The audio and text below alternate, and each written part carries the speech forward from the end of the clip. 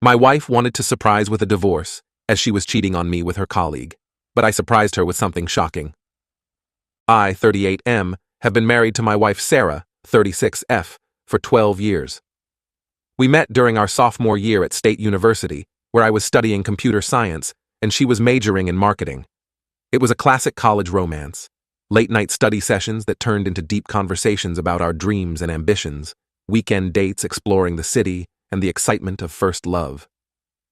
Sarah was always the more outgoing of the two of us. She had a way of lighting up a room with her smile and making everyone feel at ease. I, on the other hand, was more reserved and focused on my studies, but somehow we balanced each other perfectly. She brought me out of my shell, and I helped ground her when she needed it. After graduation, I landed an entry-level position at a promising tech startup. The hours were long and the work was demanding, but I was determined to make a name for myself in the industry. Sarah was incredibly supportive during this time. She took on various part-time jobs to help make ends meet, while I focused on building my career. As the years went by, I steadily climbed the corporate ladder. Late nights at the office became the norm, and weekends were often spent catching up on work or attending networking events. Sarah was always there, cheering me on and managing our home life. She'd have a hot meal waiting when I got home, no matter how late it was, and she never complained about the long hours I was putting in. 5 years into my career, I was promoted to a senior management position. The increased salary allowed us to buy our dream home, a beautiful 3-bedroom house in a quiet suburb. We talked about starting a family, but we both agreed to wait until my career was more established. 2 years ago, at the age of 36, I was appointed CEO of the company. It was a dream come true, the result of years of hard work and sacrifice. Sarah organized a surprise party to celebrate, inviting all our friends and family. I remember looking at her that night, seeing the pride in her eyes, and feeling like the luckiest man alive. However, as I reached the peak of my career, I began to notice changes in Sarah. The bright spark in her eyes seemed to dim, and her usual enthusiastic support of my achievements became more subdued. One evening, over a dinner she had barely touched, she confessed that while she was proud of my success, she felt like she had lost herself in supporting my dreams. "I love you," she said, "but I need something for myself. I want to join the workforce to pursue my own ambitions." I was surprised but supportive. I had always seen Sarah as a capable and intelligent woman, and I thought she would thrive in a professional environment. I offered to help her find a position at my company, thinking it would be a good starting point for her career. Sarah was hesitant at first, worried about nepotism and wanting to prove herself on her own merits. But after discussing it further, we agreed that it would be a good opportunity for her to get her foot in the door. I made it clear to the HR department that Sarah should be treated like any other employee and not given special treatment because of our relationship. Sarah started as an entry-level marketing assistant about 2 years ago. From the beginning, she threw herself into the role with enthusiasm. She worked hard to learn the ropes and quickly became known for her creativity and attention to detail. I made sure to keep our work relationship professional, treating her like any other employee when we were in the office. Within a year, Sarah had proven herself to be an invaluable member of the marketing team. She was promoted to junior marketing manager based on her own merits, and I couldn't have been prouder. She was flourishing in her new role, coming home excited to tell me about her projects and ideas. For a while, everything seemed perfect. We were both successful in our careers, and our relationship felt stronger than ever. We would often discuss our work over dinner, bouncing ideas off each other and celebrating each other's successes. However, things started to change about 6 months ago. Sarah began staying late at the office more frequently, citing important projects and deadlines. At first, I didn't think much of it. I knew how demanding work could be, and I was glad to see her so dedicated to her job. But as the weeks went by, I noticed other changes. Sarah became more distant and distracted at home. She was constantly on her phone, guarding it closely and angling the screen away from me when I was nearby. When I asked about her day, her answers became vague and evasive. My suspicions grew when I overheard a phone conversation one evening. Sarah was in our home office, speaking in hushed tones. I heard her giggling and using pet names I'd never heard before. When I entered the room, she quickly ended the call and claimed it was a work-related discussion with a colleague. I tried to dismiss my doubts, telling myself I was being paranoid. Sarah and I had always had a strong, trusting relationship, but I couldn't shake the feeling that something was off. Last month, unable to ignore my suspicions any longer, I decided to do some digging. I knew it wasn't the most ethical thing to do, but I felt I had no choice. I asked a trusted friend in the IT department to discreetly check Sarah's work emails. I hated invading her privacy, but I needed to know the truth. What my friend found confirmed my worst fears. There were numerous flirtatious exchanges between Sarah and her colleague, Mark, 34M, who was also married. They had been working closely on a project for the past few months, and their emails had gradually evolved from professional to personal, and then to explicitly romantic. I was devastated, but decided to keep quiet and gather more information. I hired a private investigator to follow Sarah and Mark. The PI's reports were like a punch to the gut. Sarah and Mark had been meeting at a hotel near the office twice a week for the past 3 months. The PI provided photographic evidence of them entering and leaving the hotel together, looking intimate and comfortable with each other. But the worst was yet to come. The PI also discovered that Sarah had been meeting with a divorce lawyer. She was planning to serve me with divorce papers on my upcoming 39th birthday, which was just 2 weeks away. The woman I had loved and supported for over a decade was not only cheating on me but also planning to blindside me with a divorce on my birthday. I was in shock. I felt betrayed, angry, and profoundly hurt. I couldn't believe that Sarah, who had been by my side through thick and thin, could do this to me. I spent several sleepless nights trying to figure out what had gone wrong in our marriage and how I had missed the signs. After the initial shock wore off, I knew I had to act fast. I couldn't let Sarah blindside me with divorce papers. I contacted a high-profile divorce lawyer and started preparing my own divorce papers. I made sure to document all the evidence of Sarah's affair and her secret meetings with her lawyer.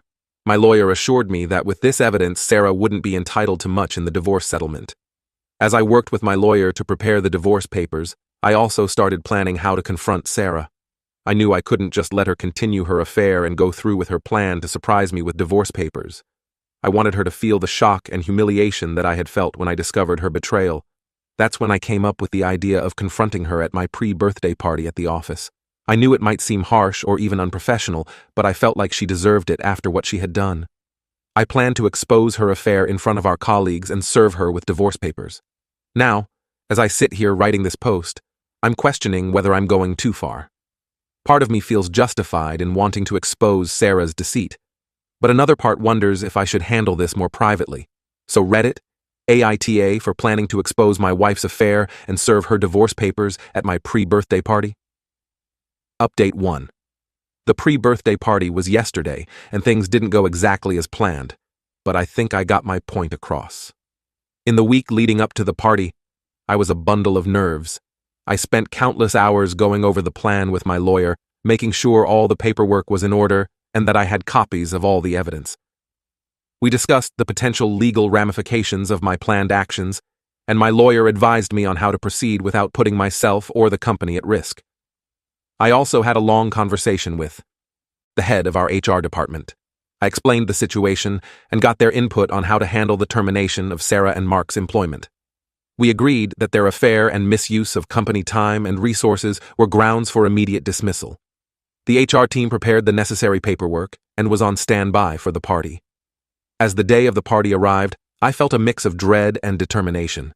The office was decorated with balloons and streamers, and there was a buzz of excitement among the employees. Everyone thought it was just a normal office celebration for my birthday. Sarah arrived at the party looking nervous. I now recognized the signs I had missed before, the way she avoided eye contact with me, the slight tremor in her hands as she accepted a glass of champagne. She thought she was just days away from serving me with divorce papers, unaware that I was about to turn the tables. As the party was in full swing, with people chatting and enjoying the catered food, I called for everyone's attention. The room gradually fell silent, all eyes turning to me. I took a deep breath and began my speech. "Thank you all for coming to celebrate my birthday," I started, trying to keep my voice steady. "Before we continue with the festivities, I have an important announcement to make." I paused, scanning the room. Sarah was standing near the back, a look of confusion on her face. "It's come to my attention that 2 of our employees have been engaging in an inappropriate relationship that violates our company policies," I continued. The room was dead silent now, a tension building in the air. "Sarah and Mark," I said, looking directly at them, "you both know what I'm talking about.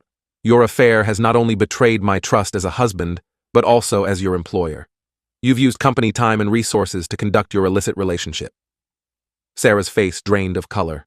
Mark, standing across the room, looked like he was about to be sick. Murmurs began to ripple through the crowd of employees. As of this moment, I declared, you're both terminated from your positions. The room erupted into gasps and whispers. Sarah took a step forward, her mouth opening as if to speak, but I held up my hand to stop her. But that's not all, I said, my voice growing quieter, but still audible in the hushed room. Sarah, I know about your plan to serve me with divorce papers on my birthday. Well, I'm afraid I'm going to beat you to it. I walked over to where Sarah stood, frozen in shock.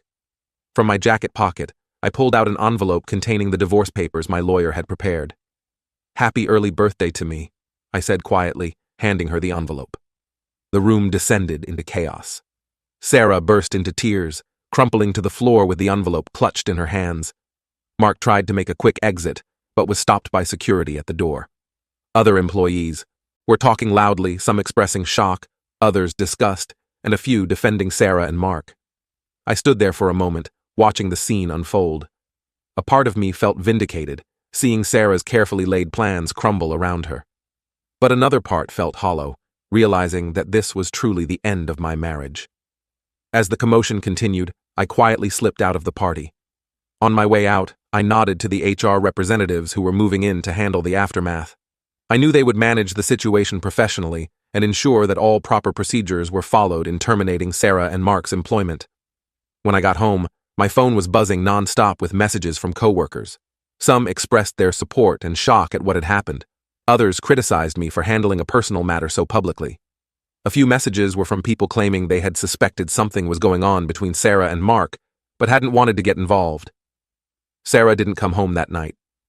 I sat alone in our house, the house we had bought together with dreams of starting a family, and tried to process everything that had happened. The satisfaction of exposing Sarah's betrayal was quickly fading, replaced by a deep sense of loss and uncertainty about the future. I know some people might think I went too far by exposing them at the office, but in that moment, I felt like I needed to regain some control over the situation. Sarah was planning to blindside me, and I couldn't let that happen. Still, as I sit here writing this update, I can't help but wonder if there was a better way to handle it. I'll keep you updated on what happens next. Right now, I'm just trying to process everything and figure out my next steps. The coming days and weeks are going to be challenging, but I'm determined to get through this and come out stronger on the other side. Update 2. It's been a week since the party, and a lot has happened. I'll try to break it down as clearly as possible. The day after the party, Sarah came home to collect some of her things. I was sitting in the living room when I heard her key in the lock. For a moment, I was transported back to happier times when the sound of her coming home filled me with joy. Now it only brought a sense of dread. Sarah walked in, her eyes red and puffy from crying. She looked like she hadn't slept in days. Despite everything, a part of me wanted to comfort her, but I steeled myself against that impulse. "How could you do that to me?" she asked, her voice hoarse. "You humiliated me in front of everyone. You've ruined my career." I took a deep breath before responding. "How could I do that to you? How could you cheat on me and plan to blindside me with divorce papers on my birthday? I think the question is, how could you do this to me, Sarah?" She broke down then, collapsing onto the couch and sobbing. Between tears, she admitted to everything: the affair with Mark, the secret meetings with the divorce lawyer, the plan to serve me papers on my birthday. "I felt so alone, so neglected," she cried. "You were always focused on your career. When I started working at the company, I finally felt like I had a purpose. Mark, he made me feel valued, appreciated." I listened to her explanation, feeling a mix of anger, hurt, and a small twinge of guilt. Had I really been so neglectful? But I pushed that thought aside for the moment. "If you were unhappy, you should have talked to me," I said. "We could have gone to counseling, worked on our issues. Having an affair and planning a surprise divorce was not the answer, Sarah." We talked for hours, rehashing our marriage, the good times and the bad.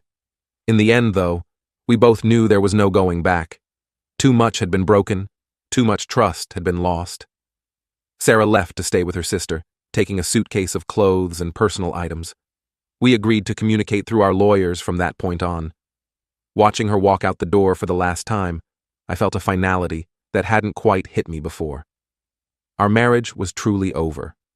The fallout at work has been significant.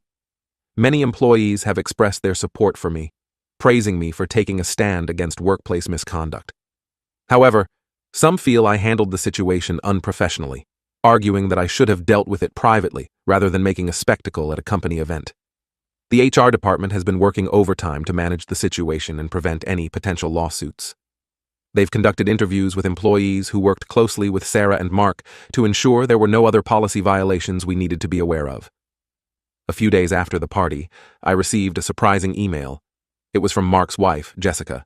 She had found out about the affair and wanted to meet with me. We agreed to meet at a quiet cafe away from the office. Jessica was a petite woman with kind eyes that were clouded with pain when we met. We sat in silence for a few moments, both of us unsure where to start. "I'm sorry," I finally said. "I know how much this must hurt." Jessica nodded, wiping away a tear.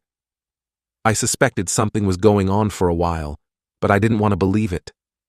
When I confronted Mark after your party, he confessed to everything." We spent the next hour talking, sharing our experiences and the pain of betrayal. It was a difficult but cathartic conversation. We both felt blindsided by our spouse's actions, and it was comforting in a way to know that someone else understood exactly what I was going through. Jessica told me she had filed for divorce as well. "I can't trust him anymore," she said, "and I won't be second best in my own marriage." Before we parted, Jessica thanked me for exposing the affair. "It hurts," she said, "but I'd rather know the truth than live a lie." That conversation with Jessica was a turning point for me. It made me realize that I needed help to process everything that had happened. The next day, I started researching therapists and found one who specialized in dealing with infidelity and divorce. I've had a few sessions now, and it's been incredibly helpful to have someone to talk to who can offer an objective perspective. My therapist has been helping me work through my feelings of betrayal and anger, as well as examining my own role in the breakdown of my marriage. Through therapy, I've started to see that while Sarah's actions were inexcusable, our marriage had problems long before her affair began. I had been so focused on my career that I had neglected our relationship. It doesn't justify what Sarah did, but it helps me understand how we got to this point. The divorce proceedings are moving forward. Sarah's lawyer reached out to try and negotiate a settlement, but my lawyer advised me to stick to our original plan. With the evidence we have of Sarah's affair and her attempt to blindside me with divorce papers, she isn't likely to get much in the settlement. I'm trying to focus on my work and my mental health right now. It's been a difficult time, but I'm determined to get through it. I've started reconnecting with old friends who I had lost touch with over the years, and I've even joined a support group for people going through divorce. Update 3. It's been about a month since my last update, and things have started to settle into a new normal. The divorce proceedings are well underway. As my lawyer predicted, Sarah doesn't have much of a case for a substantial settlement. The evidence of her affair and her plan to blindside me with divorce papers has worked in my favor. She's likely to walk away with very little beyond what she brought into the marriage. Sarah has been trying to paint herself as the victim in all of this. She's been telling friends and family that I was emotionally absent in our marriage and that she turned to Mark out of loneliness. Some people have bought into her story, but most of our mutual friends have seen through it. I've had to deal with some backlash at work. A few employees felt that I abused my position as CEO by firing Sarah and Mark so publicly. The board of directors called a meeting to discuss the incident. After reviewing all the evidence and hearing my side of the story, they concluded that my actions were justified, given the circumstances. However, they advised me to handle any future personal matters more discreetly. Mark has been trying to find a new job, but word of what happened has spread in our industry. He's having a tough time finding a position comparable to what he had at my company. On a personal note, I've continued with therapy, and it's been incredibly helpful. I've been working through my feelings of betrayal and anger. My therapist has also helped me see some of the ways I might have contributed to the breakdown of my marriage. While it doesn't excuse Sarah's actions, I realize now that I could have been more attentive and communicative. I've also started to reconnect with old hobbies that I had neglected over the years. I've joined a local hiking group and have been spending more time outdoors. It's been refreshing to focus on myself and my own interests for a change. Update 4, final update. It's been 6 months since my original post, and I'm here with my final update. The divorce was finalized last week. As expected, Sarah didn't get much in the settlement. She walked away with her personal belongings and a small amount of alimony for 1 year to help her get back on her feet. Sarah has moved to another city to start fresh. Last I heard, she's working at a small marketing firm. We haven't spoken directly since the divorce was finalized. Mark's life took a significant downturn. His wife divorced him and got primary custody of their kids. He struggled to find a job in our industry and eventually had to relocate to a different state for a lower-paying position. As for me, I'm doing better than I expected. The company has recovered from the scandal, and business is going well. I've implemented new policies to prevent similar situations from happening in the future. Personally, I've continued with therapy and have made a lot of progress in dealing with the trauma of Sarah's betrayal. I've learned a lot about myself and what I want in a relationship. I'm not ready to start dating yet, but I feel more confident about my future. I've maintained my new hobbies and have even started volunteering at a local animal shelter. It's been rewarding to focus on giving back to the community. Looking back, I don't regret exposing Sarah's affair at the office party. While it might have been dramatic, it allowed me to take control of the narrative and protect myself from her planned ambush.